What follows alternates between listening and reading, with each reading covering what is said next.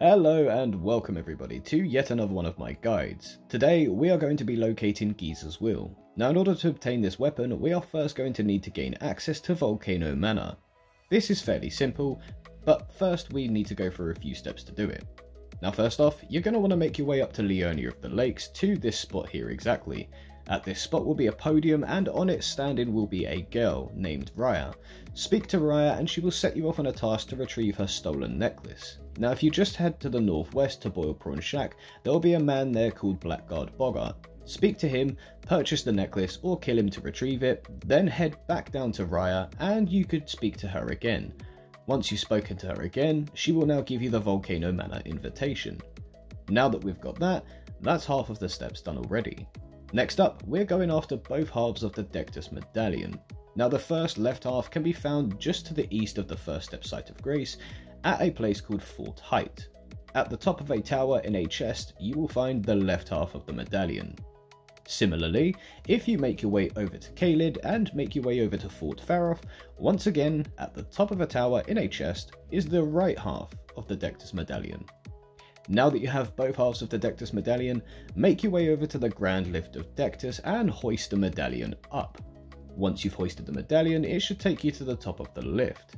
And once you're at the top of the lift, simply head over to this point here and you should see Raya again. Now I can't see her because I've already spoken to her, but you will be able to see her.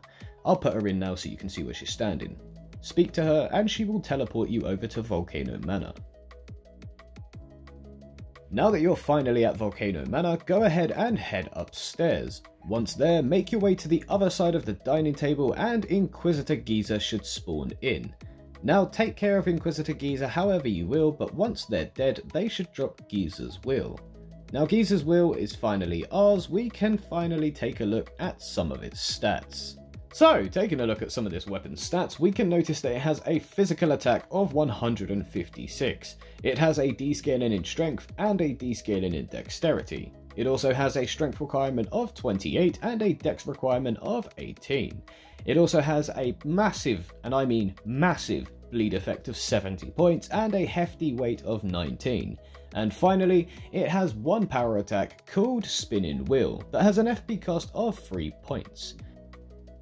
So, when I picked this weapon up over a year ago, I thought it was kind of goofy looking. I mean, I knew that Iron Maiden Husks used it, but I thought because they used it and because it looked so goofy that it was going to be a terrible weapon with kind of terrible effects. So when I picked it up today for this guide, I was happily surprised. This thing is incredible. It tears through shields and armor like they're butter and swats away enemies like the flies they are. Enemies that usually take 10 shots only take 2 with this weapon, and crowd control has never been easier. Anyway, I had so much fun playing with this weapon that I'm sure you will too. So naturally, I compiled a list of 4 talismans you could equip if you wanted to take this weapon's power to the next level. Now, first we've got the Lord of Blood's Exaltation, which will raise the attack power by 20% when blood loss occurs in the vicinity. Secondly, the Shard of Alexander will boost the attack power of skills by 15%. Then, the Axe Talisman will increase charged attack damage by 10%, and finally, the Dragon Crest Great Shield Talisman will reduce physical damage taken by 20%. Now with Ghiza's Will and these 4 talismans in your pocket, you should be nigh on unstoppable. But I want to know how you found this weapon, so let me know down in the comments how much you enjoyed using this weapon and how easy it was for you to find. Anyway guys, that is going to do it for today. Now hopefully this video has been helpful and informative, but if it hasn't, you're still stuck, or have any other questions, drop us a comment down below and I'll get back to you as soon as I can.